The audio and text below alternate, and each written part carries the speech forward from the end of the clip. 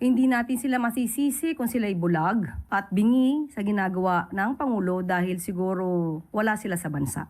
Davao City Mayor Baste Duterte over the weekend sa isang Rage Coalition rally blasted President Marcos anew. Ang sabi niya walang achievements ang Pangulo and instead, quote-unquote, he brought back drugs, brought back criminality, and brought back corruption. Mayor Duterte also claimed that the President is seeking to extend his term. Your comment on this? Sa ngayon po kasi, kung sino po yung madalas nagbabakasyon, sila pa po yung naghahanap ng ginagawang trabaho ng Pangulo. Hindi natin sila masisisi kung sila'y bulag at bingi sa ginagawa ng Pangulo dahil siguro wala sila sa bansa. Pero yan po kasi ang paulit-ulit na sinasabi nila at ng kanilang mga kaalyado upang lukuhin ang taong bayan sa kanilang mga kasinungalingan na walang ginagawa ang ating Pangulo. Kitang-kita po natin ang mga trabaho, kung ano na po ang nagawang proyekto at mga naibibigay na ayuda ng ating Pangulo. Kaya nga po masugid ang ating gobyerno na sa pagsawata ng mga illegal na droga. Kaya nga nagtataka po tayo, bakit po kaya napakadaming droga, illegal drugs na nahuhuli sa Davao City noong May 14, 2026. Meron pong nahuli na sabat na halagang 15.6 million shabu sa Davao City operation. Hindi po ba sakop niya ito? Kaya nga po, bakit sa Davao City ay may nahuhuli kung naging epektibo po yung sinasabi nilang war on drugs? At patungkol po sa